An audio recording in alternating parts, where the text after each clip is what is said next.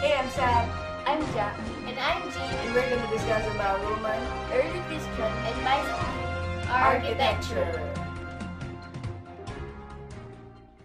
Now that we've learned about Roman architecture, let's talk about what early Christian architecture is.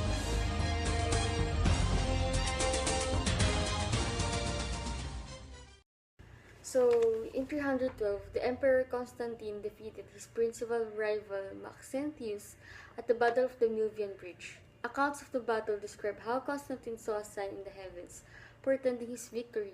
Eusebius, Constantine's principal biographer, describes the sign as the Chi Rho, the first two letters in the Greek spelling of the name Christos. After that victory, Constantine became the principal patron of Christianity. In 330, he issued the Edict of Milan, which granted religious toleration.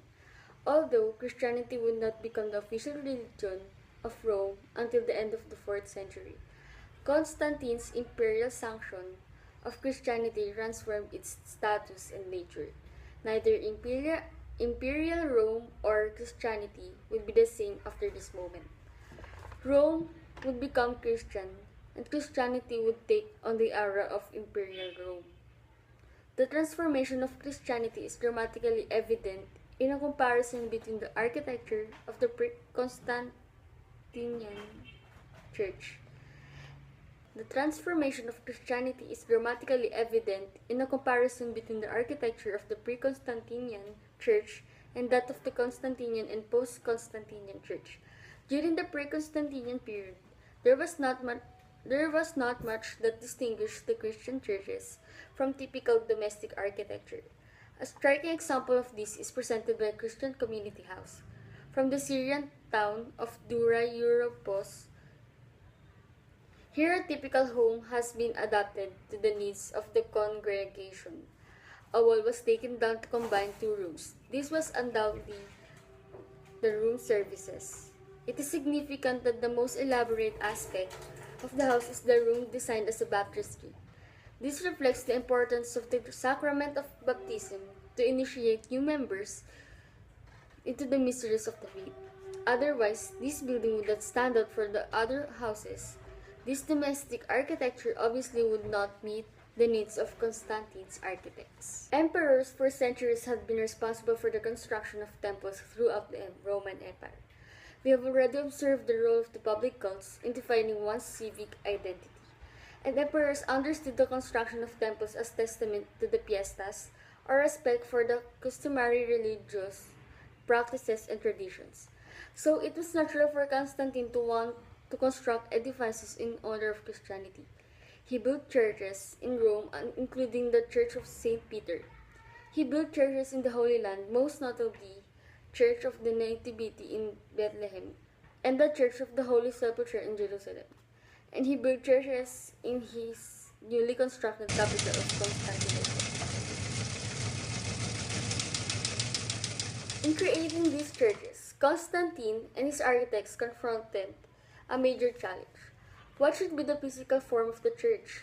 Clearly, the traditional form of the Roman temple would be inappropriate, both from associations with pagan cults but also from the difference in function. Temples served as treasuries and dwellings for the cult. Sacrifices occurred on outdoor altars with the temple as a backdrop. This meant that Roman temple architecture was largely an architecture of the exterior. Since Christian was a mystery religion that demanded initiation to participate in religious practices, Christian architecture put greater emphasis on the interior. The Christian churches need large interior spaces to house the growing congregation and to mark the clear separation of the faithful from the unfaithful. At the same time, the new Christian churches need to be visually meaningful. The buildings need to convey the new authority of Christianity. These factors were instrumental in the formulation during the Constantinian period of an architectural reform that would become the core of Christian architecture to our own time, the Christian Basilica. The reconstruction of the interior of the Basilica Oppia. The Basilica was not an architectural form. The Romans had been building basilicas in their cities and as part of palace complexes for centuries. A particularly lavish one was the so-called Basilica Oppia. constructed as a part of the forum of the major functions of the basilicas, was a site for law courts. These were housed in an architectural form known as the apse. In the basilica, the magistrate, who served as the representative of the authority of the emperor, would sit in a formal throne in the apse and issue his judgments. This function gave an aura of political authority to the basilicas. Basilicas also serve as audience halls as part of imperial palaces. A well-preserved example is found in the northern German town of Trier. Constantine built a basilica as part of a palace complex in Trier, which served as his northern capital. Although a fairly simple architectural form and now stripped of its original interior decoration, the basilica must have been an imposing stage for the emperor. Imagine the emperor dressed in the imperial regalia, marching up the central axis as he makes his dramatic adventus or entrance along with other members of his court. This space would have humbled an emissary which approached the enthroned emperor seated in the apse.